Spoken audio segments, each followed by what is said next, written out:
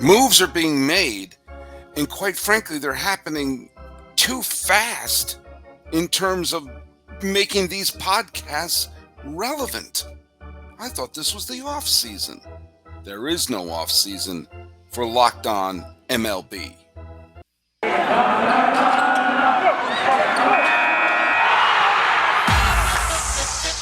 You are Locked On MLB, your daily MLB podcast, part of the Locked On Podcast Network, your team every day. Hello, baseball fans. Welcome to Locked On MLB, part of the Locked On Podcast Network, where it's your day. Thank you for making Locked On MLB your first listen, as we're available for free on all your podcast catchers. I'm your host, Paul Francis Sullivan. As you can tell from my lower third just right there, you can call me Sully. Now, this show is being dropped on the 29th day of November 2021, just like the other one was. And we're available wherever you get your podcasts. We're available here on YouTube. You can follow us on Twitter at Lockdown MLB Pod. Same handle for Instagram. I'm your pal Sully. I'm at Sully Baseball on Twitter, Sully Baseball Podcast on Instagram. So yeah, this episode is coming right on the heels of the other episode where I talked about Marcus Semien. I talked about some of the other moves that were going on in baseball. And the reason I'm doing this podcast as well, which is coming right on the heels, is because I recorded that podcast. I thought we're all ready. It's late November. I'm going to go to bed at a reasonable hour. And then boom, more news happens. And what I'm going to do is I'm going to do my update right now. Then I'm going to go to bed. Then I'm going to wake up. I'm going to see what happened in my slumber. And I'm going to report on that. And then I'm going to release this one. So you're getting two episodes because that's how fast things are moving here. Let me just bring up a couple hours ago when I recorded the podcast that was supposed to be up for today, and is up. It is available on podcast here on YouTube. The Eduardo Escobar was the other player that the Mets acquired, whose name I couldn't remember. Again, Canna, Escobar, Marte, all good players. Can't tell if they're going to be difference makers for the Mets, but here we go. Hey, here's another player that could be a difference maker for the Mets, and that is Max Scherzer. Now, we don't know for sure right now, as I'm recording this, if Max Scherzer has officially signed with the New York Metropolitans. And remember, around the trade deadline, it was all but reported that Scherzer had been acquired by the San Diego Padres. So don't always believe this person's close, that person's. Now, according to John Rossi of MLB Network, there's a multi-year contract that Scherzer is being offered by the Mets. And I am a little surprised by that. But once again, the Mets have to make a splash. And they're continuing to swallow up some of these veteran players to, I guess, divert the fact that they've been a train wreck in this offseason. They've been an absolute train wreck since the early days of August when they were first placed all by themselves. They fell apart. Sub 500 season. The team that shot past them in the standings, the Braves, went on to win the World Series. Now, I would be a little surprised if Scherzer, who's already made his fortune and already is a lock to be in the Hall of Fame, and clearly wants to win one more ring before hanging him up. There are other teams that are a hell of a lot closer to winning a World Series than the Mets. Like, I don't know, the Dodgers, the team he finished the season up with. I know there's a lot of people in Washington who thought he was going to head back there. And again, he could go to all these places. This is a report that he's going to go to the Mets. It's, obviously he's going to sign. Someone offers him a multi-year deal. You sign it. And maybe the Mets can turn things around. They don't have a manager yet. They're still a little rough around the edges right now. But the fact of the matter is Scherzer would be a positive acquisition for them. Of course, it would be the most Mets thing to ever met to see Scherzer fall apart on the Mets' watch after all of these wonderful years he had in Detroit and Washington and the half season he spent in Los Angeles. But as of right now, it's not official. It's not official. This would be an interesting time capsule of when we thought Max Scherzer was going to sign with the Mets. But it looks like something might happen. A couple other things have happened since I recorded that other podcast just a couple of hours ago. Avisail Garcia was signed by the Marlins, and Kevin Gausman was signed by the Blue Jays. And this is a nice move that the Blue Jays made. As I said the other day, as I said in the other episode, that it's critical that the Blue Jays can't let the core around them fall apart. Now they lost Steven Matz. They just lost Marcus Semien. Now, Kevin Gausman had an outstanding year for San Francisco. He finished sixth in the Cy Young vote. He actually finished 21st in the MVP vote. Threw a lot of innings, 192 innings. Led the league in starts. Won a bunch of games. Had a very low ERA. Struck out 227 batters in 192 innings to only 50 walks. He had probably the best season of his career.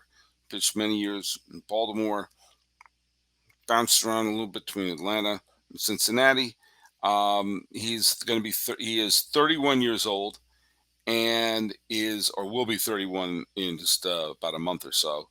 And the former first-round draft pick from Louisiana State University I think will certainly be an effective pitcher next year. So the signing of Gausman will help offset the loss of Steven Matz. So that was one thing that happened since the last podcast that I recorded. So you have Avisail Garcia signed, Gausman signed. So that means something positive is happening with the Toronto Blue Jays. Sandy Alcantara signed a contract extension with the Marlins, which is nice. Their ace, their top pitcher, their all-star is going to stick around Miami for a little bit. Here's the thing another signing that I don't understand. I understand why it happened. John Gray joins Marcus Semien in Texas. I understand why the Rangers would want to make the deal. Again, this is not official yet, but it looks like it's going to happen. Here's the thing. I just don't understand when the Rockies, who had a decent second half of the season, actually, they had a chance to trade John Gray. They had a chance to trade Trevor Story. And they didn't. And John Gray looks like he's going to sign with Texas, and maybe Story's going to sign with Texas, or maybe he's going to sign with St. Louis. I don't know. But they'll get, a draft pick or something like that. Why didn't they deal him? I don't understand. He would have been a valuable trade chip. A lot of teams could have used a pitcher like John Gray down the stretch. It makes absolutely no sense to me that they held on to him just to let him walk. I mean, the absolutely surreal trade deadline where the stagnancy of the Colorado Rockies just is coming home to roost right now. They could have gotten a good prospect for Trevor Story, a good prospect for John Gray. I mean, when they didn't trade them away, I thought maybe they're like, hey, they may try to sign them to a long-term deal. And alas, and they played better in the second half, but still, he's gone now. And that chip, that ability to build upon that, is gone with him. It makes absolutely no sense to me. And I'm telling you, the Rockies are one of those organizations. If you have those chips to trade, I'm not saying you always have to trade everyone that isn't nailed down and you have to tank. But at the same time, when you're not going anywhere and you can improve yourself, there's a difference. That's different than tanking. And I don't get what's happening. I don't understand it. So anyway, I mean, the signing of Gausman by Toronto and the courtship of the Mets with Max Scherzer makes this a kind of an interesting day that I'm going, how often am I going to update this podcast today? But, it's a surefire bet that we're not done seeing moves being made. And if you're going to be making any bets, go to BetOnline, which remains the number one spot for all your sports action this fall. Head to the new updated desktop or mobile website to sign up today and receive your 50% welcome bonus and promo code LOCKED ON to receive your bonus.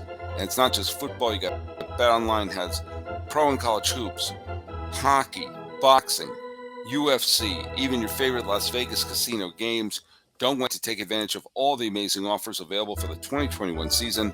BetOnline is the fastest and easiest way to bet on all your favorite sports. BetOnline, we're stuffed with deals this Thanksgiving. And hey, also being sponsored today is Direct TV Stream. Hey, let me ask you if this sounds familiar. You have one device that lets you catch the game live. You have another one that lets you stream your favorite shows. You're watching sports highlights on your phone, and you've got your neighbor's best friends log in for all the good stuff. I want to tell you there's a simple way to get all the entertainment you love without the hassle, and a great way to finally get your TV together. It's called Direct TV Stream, and it brings your live TV and on-demand favorites together like never before, so you can watch your favorite sports, movies, and shows all in one place. That means no more juggling remotes, no need to buy another device ever again. And the best part, there's no annual contract, so get rid of the clutter, the confusion, get your TV together with Direct TV Stream. You can learn more at directtv.com. It's directtv.com. Compatible device required. Content varies by package. So let's just go briefly to what the Marlins did.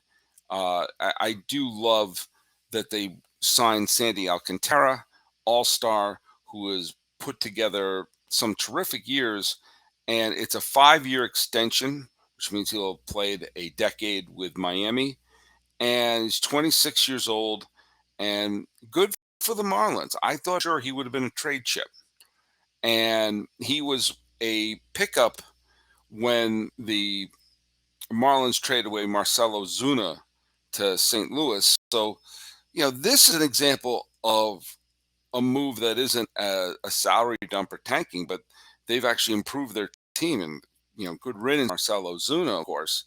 But now this solid player is going to be there and maybe be part of the foundation of a decent pitching staff.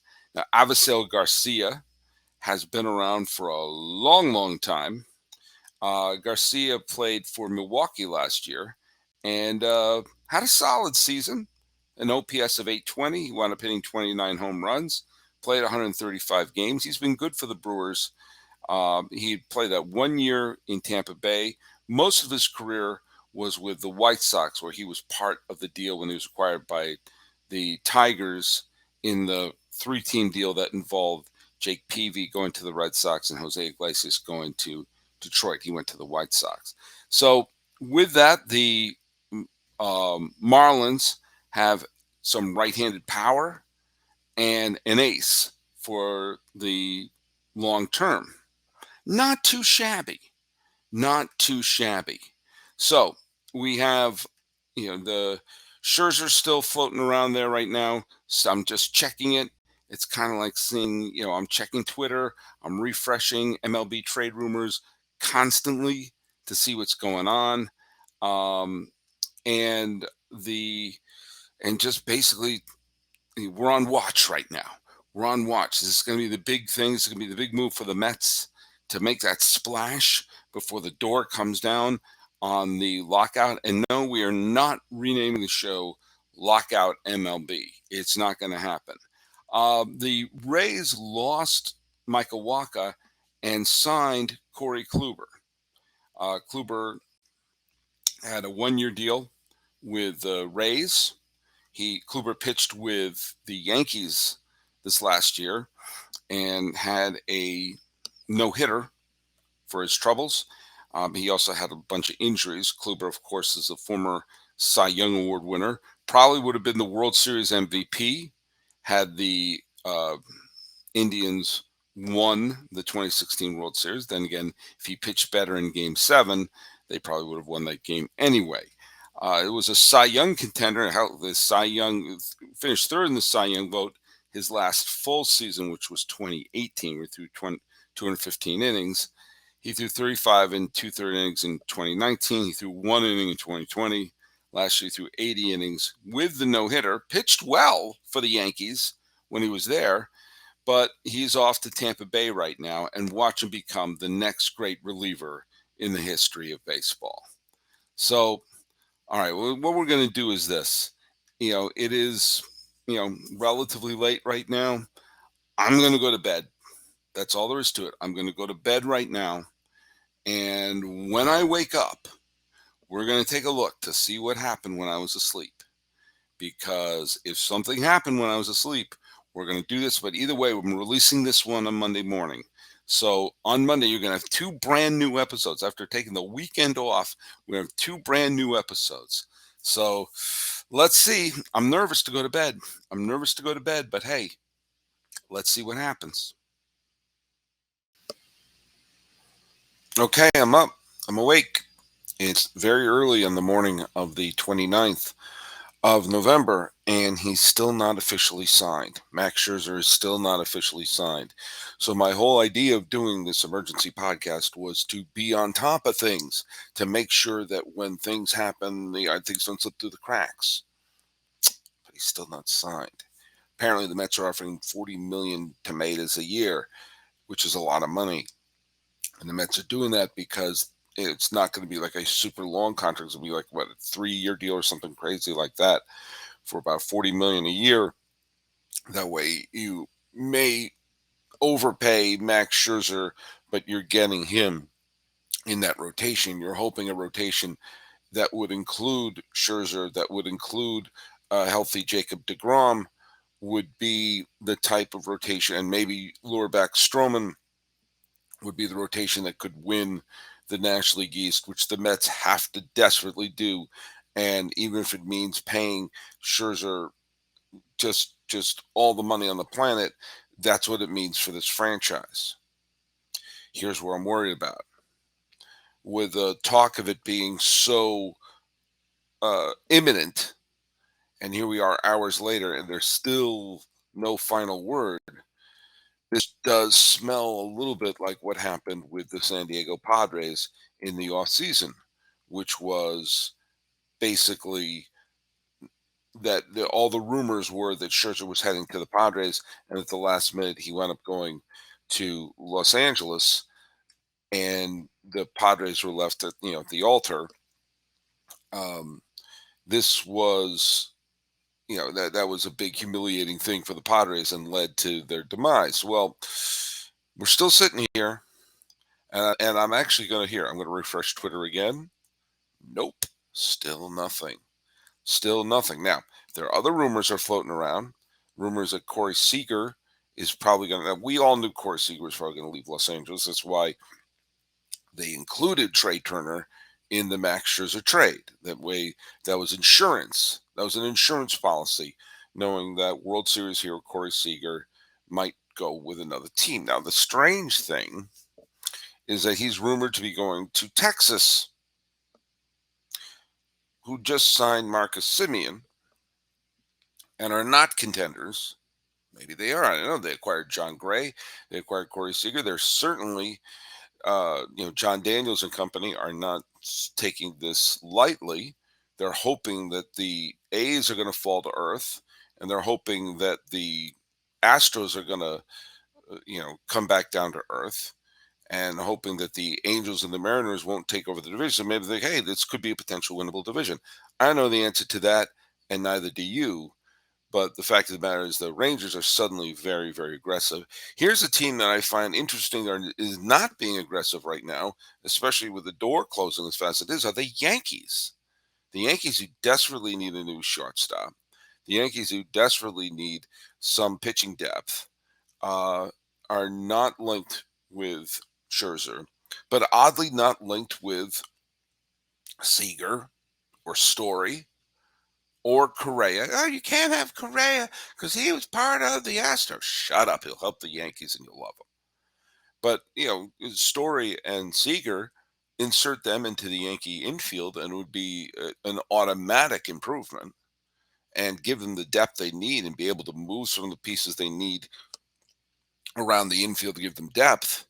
Now, this could be a situation where they're on the verge of doing something and they're just not in the rumor mill. That's a distinct possibility. It's just interesting that we're seeing, I thought Simeon would be a great fit for the Yankees, and he's a Yankee killer, and is versatile. He can play parts of the infield if they decide to play him at short or run, but it doesn't matter. He's with the Texas Rangers.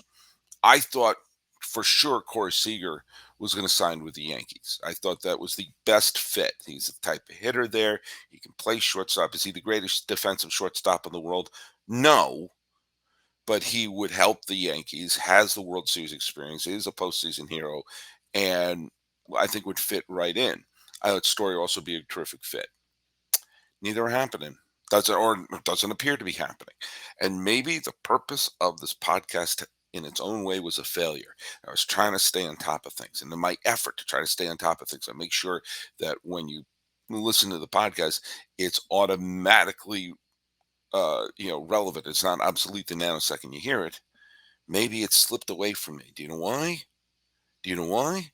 Because I'm sitting here and it's 4:30 in the morning in Los Angeles, and there's still nothing to report.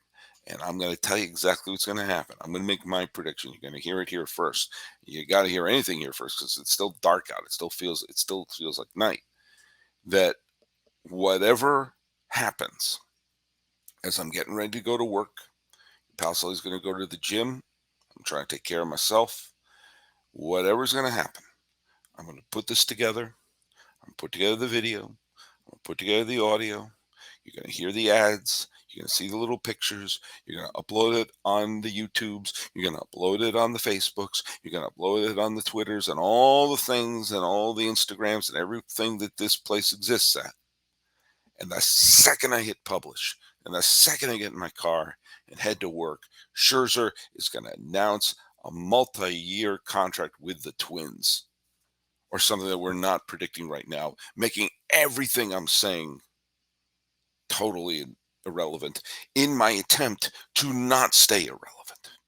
And thus, the dilemma of a daily podcast is there. By the way, other rumors include Robbie Ray. I mean, like, we have 2 days before the end of the collective bargaining agreement. Now, I've said this before. I don't want there to always be a collective bargaining agreement crisis, but I do like having these kinds of deadlines in the off season. Makes things interesting, and it gets teams focused on putting together their clubs. So by the time they hit the spring training, they're not sitting around, we'll see what free agents are still available and sort of pick and choose. Kind of like that. Is there a way to do something like this in future off seasons?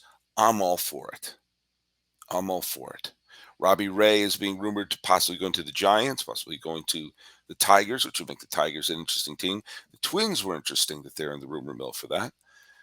But, and of course, Toronto, you should probably resign your Cy Young Award winner. I'm just saying something about that. So, anyway, well, I attempted.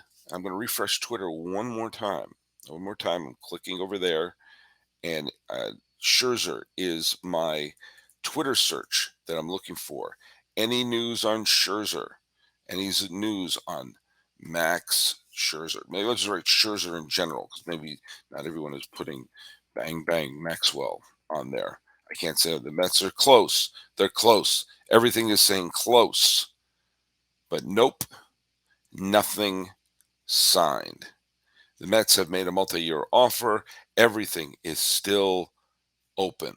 And the fact that he has a record deal sitting on the table and nothing is secure makes me nervous. But by the time you're listening to this, the news is probably already broken. All right, well, I gotta get to work. I tried to stay on top of things, and here we are. But hey, you can stay on top of things by making us your first listen. Thanks for making us your first listen. If you want to have your second listen, be Locked On Bets with your boy Q. He takes care of all your gambling needs, along with expert analysis from Lee Sterling. Trying to stay on top of things, giving you 2 podcasts, and still not knowing anything. This is Locked On MLB for the 29th day of November 2021.